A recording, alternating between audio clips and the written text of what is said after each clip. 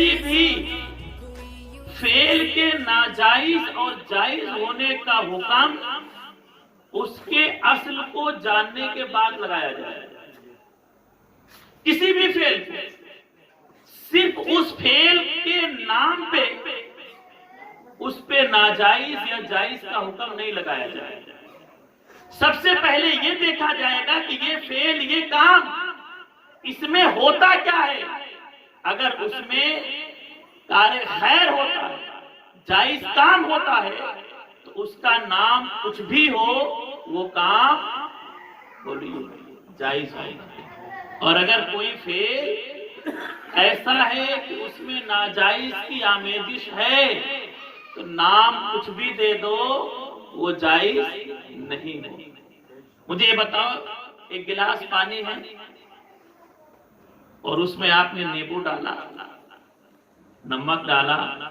اور شربت کی چیزیں اس میں ڈال دی، اور اس میں آپ نے ایک قطرہ پیشاب کا ڈال دیا، اور آپ اس کو نام دے رہے ہیں شربت کا. مجھے یہ بتائیے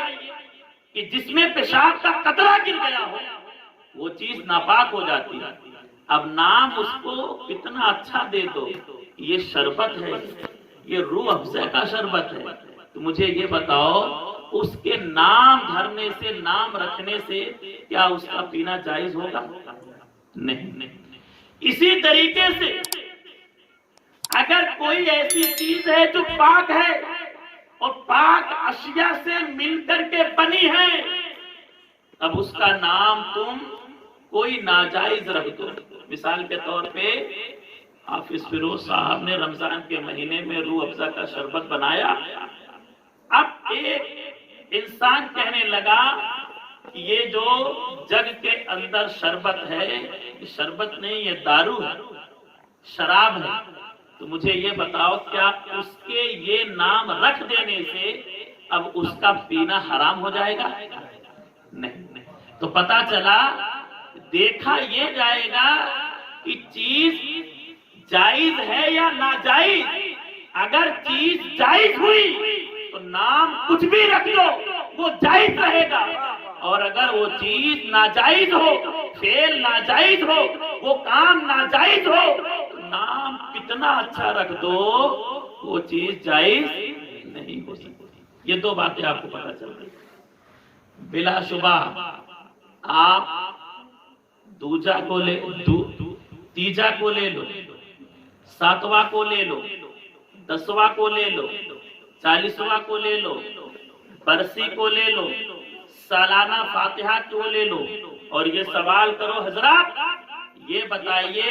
کہ یہ کام کرنا جائز ہے یا ناجائز؟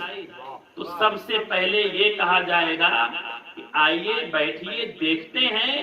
کہ آخر تیجے میں ہوتا کیا ہے، 10ویں میں ہوتا کیا ہے، 20ویں میں ہوتا کیا ہے، 40ویں میں ہوتا کیا ہے، برسی اور سالانہ فاتحے میں ہوتا کیا ہے. دیکھا گیا کہ چند لوگ آئے، قرآن کی تلاوت کی، امام صاحب آئے، استاد الاساتذہ قاری صابر القادری صاحب آئے، اور انہوں نے پھر قرآن کی تلاوت کی، اور شیرینی جو موجود تھی ان سب کا نام لے کر کے قرآن پہ ثواب کا مطالبہ رب سے کر کے اور نبی کے صدقے سے کہہ رہے ہیں، مولا اس کا ثواب مرحوم شکیل کو پہنچے. اب مجھے یہ بتاؤ، اس میں کوئی ایسی چیز آئی جو شریعت کے مزاحم ہو، جو شریعت کے مخالف ہو؟ تو پتا چلا کہ جب شریعت کے مخالف کوئی چیز نہیں ہے، ساری چیزیں وہ ہیں جن کا ثبوت شریعت سے ہے، تو حکم لگ جائے گا کہ ایصال ثواب کرنا یہ جائز ہے. اب نام تم اس کا تیجے کا دے دو، نام اس کا تم 7واں کا دے دو، نام اس کا 10واں کو دے دو، نام اس کا 20واں کا دے دو، نام اس کا برسی کو دے دو، نام اس کا 40واں کا دے دو، کام اصل میں ایصال ثواب کا ہونا ہے. نام رکھنے سے وہ ناجائز نہیں ہوگا. اور ایصال ثواب کا ثبوت یہ ایک ایسا حکم شرع ہے، ایک ایسا فعل ہے جس کا ثبوت صرف قرآن سے نہیں ہے، صرف حدیث سے نہیں ہے، صرف اجماع سے نہیں ہے، صرف قیاس سے نہیں ہے، بلکہ قرآن سے بھی ہے، حدیث سے بھی ہے، اجماع سے بھی ہے، قیاس سے بھی ہے، اور دلیل عرف سے ثابت ہے، مخالفین کی کتابوں سے ثابت ہے، منکرین کی کتابوں سے ثابت ہے۔ نعرے تکبیر، نعرے رسالت، جشن عید میلاد النبی، مسلک اعلیٰ حضرت،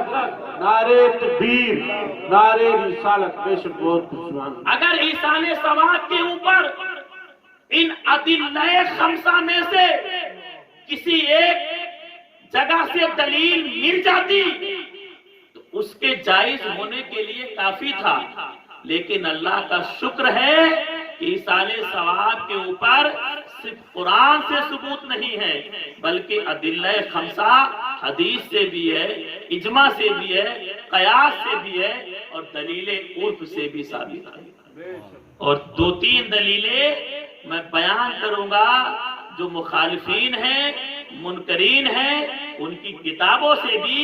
کہ انہوں نے بھی ایصال ثواب کو جائز لکھا۔ تو مجھے یہ بتاؤ، قرآن خوانی کے اندر 10واں 20واں اور تیجے کے اندر ایصال ثواب ہی تو ہوتا ہے۔ نام یہ ہمارا اپنا رکھا ہوا ہے، ہم نام اسے بدل بھی سکتے ہیں، یا جو چل رہا ہے اسی کو چلنے دو، یا نام اس کا بدل دو۔ نام بدلنے سے وہ فعل نہیں بدلے گا۔ جب وہ کام جائز ہے تو نام کچھ بھی رکھو، وہ فعل جائز ہی رہے گا، اور اگر ناجائز ہوتا تو نام کچھ بھی رکھ لیتے، وہ کام ناجائز ہی رہتا۔ تو میں شروع کروں دلیل دینا کہ ایصال ثواب کا معنی کیا ہے، اور اس کے بعد پھر ترتیب وار میں دو دو تین تین دلیلیں آپ کے سامنے ہر ایک سے پیش کروں۔ ایصال کا معنی ہوتا ہے پہنچانا، اور ثواب کا معنی ہوتا ہے ثواب، یعنی ثواب پہنچانا۔ تو ہم لوگ یہاں زمین پہ رہ کر کے اپنے مردوں کے نام، اپنے قبر میں گئے ہوئے اشخاص کے نام، جو نیکیوں کا تحفہ فاتحے کی شکل میں بھیجتے ہیں، وہ پہنچتا ہے یا نہیں، اس کے بارے میں تھوڑی دیر گفتگو کروں۔ ہم اہل سنت کا متفقہ فیصلہ ہے کہ ہم سنیوں کا بھیجا ہوا ثواب کا تحفہ، ثواب کا گلدستہ، ہمارے مردوں کے نام، ہمارے مردوں کے قبر میں بلا کسی روک ٹوک کے، راستے میں چھینا جھپٹی کے، راستے میں بغیر کسی چوری کے، پورا کا پورا ہمارے مردوں کے پاس پہنچتا ہے، کسی طریقے کی رکاوٹ نہیں آتی۔ اور اس کا ثبوت میں نے کہا 5 دلیلوں سے۔ سب سے پہلے قرآن کی دلیل، کہ جس دلیل سے بڑی کوئی دلیل نہیں ہے، کیونکہ وہ جس کا کلام ہے اس سے بڑی کوئی ذات نہیں ہے۔ وہ سب سے بڑی ذات کہ اس کا مثل، اس کی ذات و صفات میں نہ کوئی شریک ہے، نہ اس کا مثل جہاں میں موجود ہے۔ اس کا کلام بے مثل و مثال ہے، وہ خدا کی ذات ہے، وہ جو کہتا ہے وہ حق کہتا ہے، اس کی بات میں کسی کو انگلی رکھنے کی مجال نہیں ہوتی۔ سورہ حشر آیت نمبر 10، اللہ رب العزت ان لوگوں کی تعریف بیان کر رہا ہے اپنے کلام میں جو ایصال ثواب کرتے ہیں، جو ایصال ثواب کرتے ہیں، اپنے مردوں کو بخشتے ہیں، ثواب کا تحفہ، ان کی تعریف کرتے ہوئے اللہ فرما رہا ہے والذین جاءوا من بعدهم یقولون ربنا اغفر لنا ولإخواننا الذین سبقونا بالایمان والذین جاءوا من بعدهم، اور وہ لوگ جو بعد میں آئے، یقولون عرض کرتے ہیں ربنا اغفر لنا وَلِإِخْوَانِنَا الَّذِينَ سَبَقُونَ بِالْإِيمَانِ، اے میرے مولا بخش دے مجھے میرے ان بھائیوں کو جو مجھ سے پہلے دنیا کے اندر آئے اور دنیا سے چلے گئے، مولا ہم سے پہلے اس دنیا میں آئے تھے اور آج نہیں ہے، آج اپنی قبروں میں پہنچ گئے ہیں، مولا مجھے بھی بخش دے، انہیں بھی بخش دے۔ کھلی دلیل ہمارے ہاں قرآن خانے میں تو یہی ہوتا ہے، مولا یہ ثواب بارگاہ رسالت میں پیش کرتا ہوں، بارگاہ غوث میں پیش کرتا ہوں، بارگاہ خواجہ میں پیش کرتا ہوں، مولا بالخصوص ہمارے اس بھائی کو پہنچا دے جو کل ہمارے ساتھ رہا کرتا تھا، آج ہمارے مابین نہیں ہے، اپنی قبر میں پہنچ چکا ہے، مولا اس کی روح کو پہنچا دے اور اس کے گناہ صغیرہ گناہ کبیرہ کو معاف کر دے۔ اگر یہ ناجائز ہوتا تو کبھی بھی یہ کرنے والے کی حکایت قرآن کے اندر نہ آتی اور ان کی فضیلت بیان نہ کی جاتی۔ سورہ حشر آیت نمبر 10 اور آگے بڑھیے۔ دوسرے نمبر پہ دلیل آتی ہے حدیث کی۔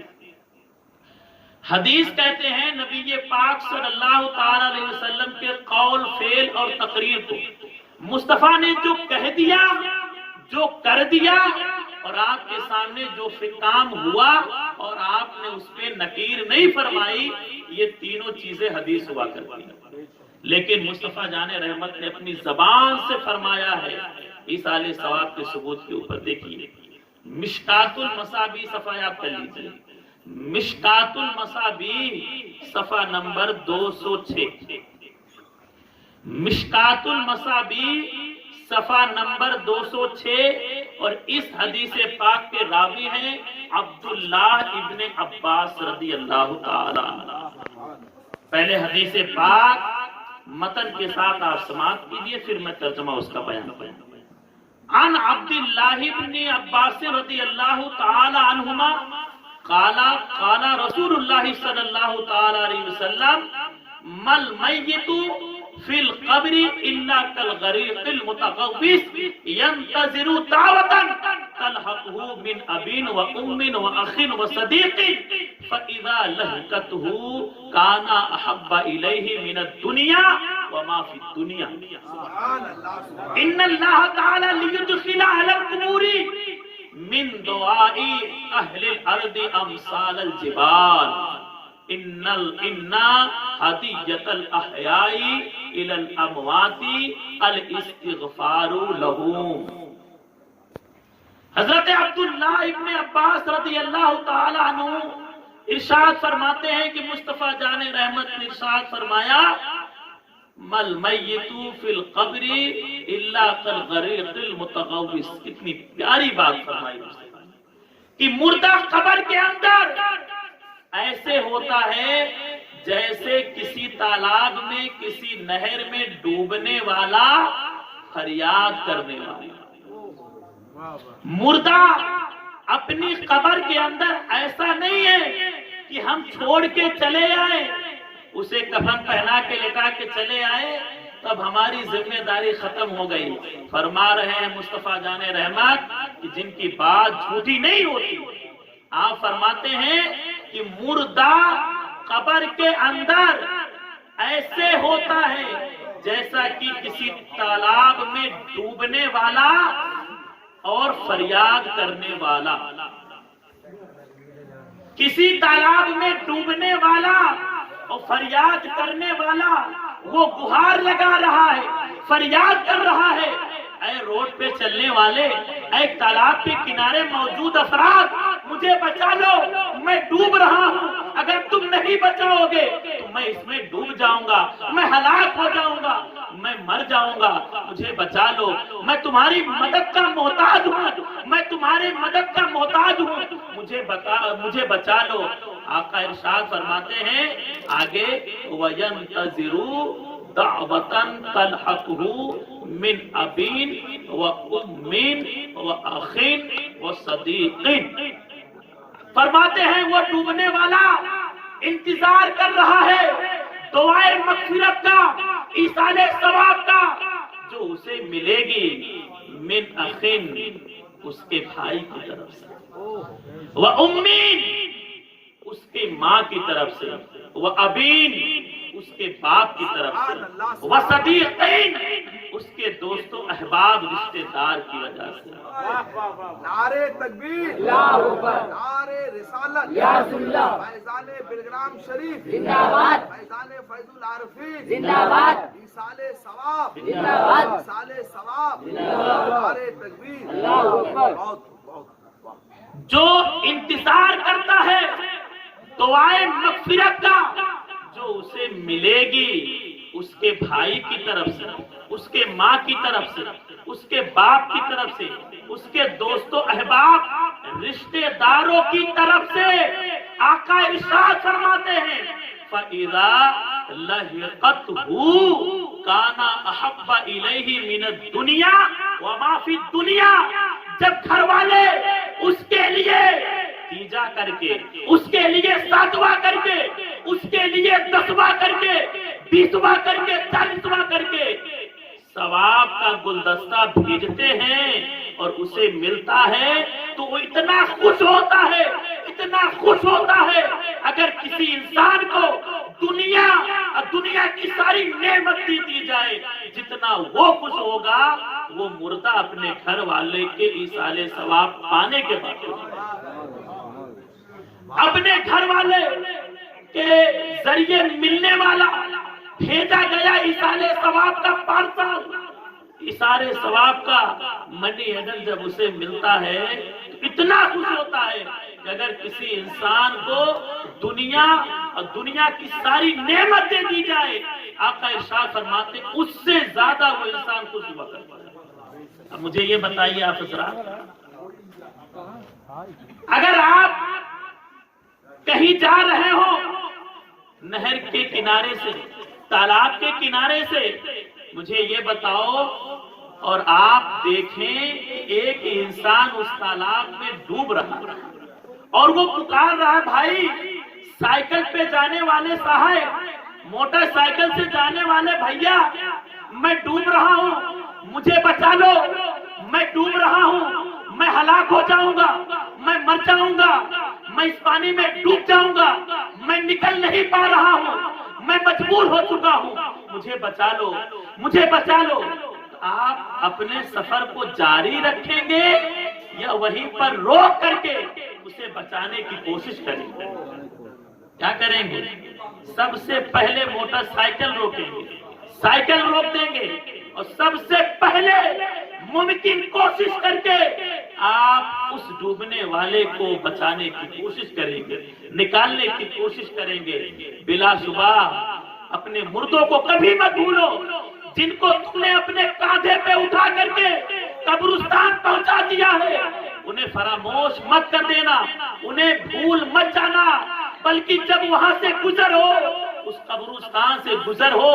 جو تمہیں فریاد کر رہے ہیں، تمہاری دعائیں مغفرت کے محتاج ہیں، تمہارے ایصال ثواب کے محتاج ہیں، تمہاری قرآن خوانی کے محتاج ہیں، ان کے لیے رک جانا، قل هو اللہ احد شریف پڑھنا اور درود شریف پڑھنا، پھر ان دونوں کا تحفہ ان مردوں کے نام بھیج دینا۔ تمہارا تو کچھ نہیں جائے گا، 2-3 منٹ کا ٹائم جائے گا، لیکن جسے ملے گا اسے بڑی سکون ملے گی، ان کے دل سے تمہارے لیے دعائیں نکلیں گی۔ اپنے مردوں کو فراموش مت کرو بلکہ ان کو یاد رکھو، ان کے لیے ایصال ثواب کا تحفہ بھیجتے رہو۔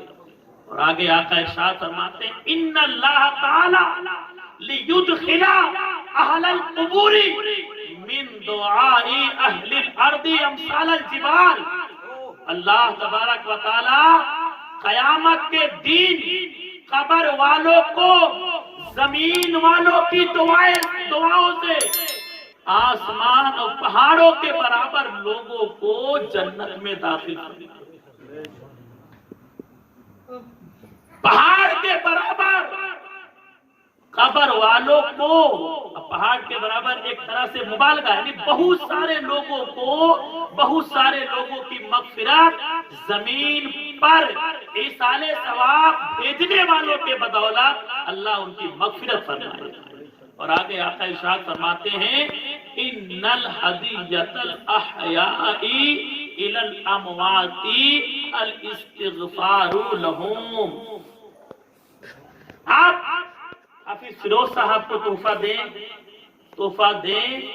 تحفہ کیا ہو سکتا ہے؟ کوئی کتاب دے، کپڑا دے دے، پیسہ دے دے، لیکن ایک زندہ جو اپنے مردے کے نام تحفہ دیتا ہے، اپنے مردے کو تحفہ دیتا ہے، ان الہدیۃ الاحیاء للاموات، زندوں کا تحفہ جو مردوں کو پہنچتا ہے وہ کیا ہے؟ آقا ارشاد فرماتے الاستغفار لہو، ان کے لیے بخشش کی دعا کرنا، یہی ان کا تحفہ ہے۔ ان کو پیسہ نہیں بھیجنا ہے، ان کو کپڑا نہیں دینا ہے، انہیں کوئی مال و دولت نہیں دینی ہے، انہیں دینا ہے تو بس تم اپنی نماز کے بعد جب دعا مانگتے ہو تو بس اسی میں ان کا بھی ذکر کر لو، مولا میرے والدین کی مغفرت فرما دے، مولا میرے بھائی جو دنیا سے جا چکے ہیں ان کی مغفرت فرما دے، یہی تمہارا تحفہ اپنے بھائی کے لیے۔ یہ تو پہلی حدیث پاک۔ دوسری حدیث پاک مشکات المصابیح صفحہ نمبر 147 میں، جس کے راوی ہیں مالک ابن حبیرہ، ان کا کہنا ہے ان مالک ابن حبیرہ قال سمیعت رسول اللہ صلی اللہ تعالی علیہ وسلم یقول ما من مسلم یموت فیصلی علیہ ثلاثۃ صفوف من المسلمین الا اوجب، سبحان اللہ۔ فرماتے ہیں کہ جو بھی انسان، جو بھی شخص دنیا سے کوچ کر جاتا ہے، دنیا سے وفات پا جاتا ہے، فوت ہو جاتا ہے، اور اس کی نماز جنازہ میں فیصلی علیہ ثلاثۃ صفوف من المسلمین، اخلاص کے ساتھ مسلمانوں کی 3 جماعتیں اس کے لیے اس کی نماز پڑھ لیں۔ اسی لیے ہمارے علماء کہتے ہیں 3 لائن بنا لو، 4-5 لائن بنا لو، 7 لائن بنا لو، 3 ہی لائن کی فضیلت آئی ہے کہ اگر کوئی انسان دنیا سے کوچ کر جائے اور مسلمانوں کی 3 صفیں اس کی نماز جنازہ پڑھ لے تو مصطفیٰ فرما رہے ہیں اللہ اس کی مغفرت فرما دے۔ پھولوں کی مہکار میں وہ، جنگل میں کوثر میں وہ، سورج چاند ستاروں میں، مومن کے کردار میں وہ۔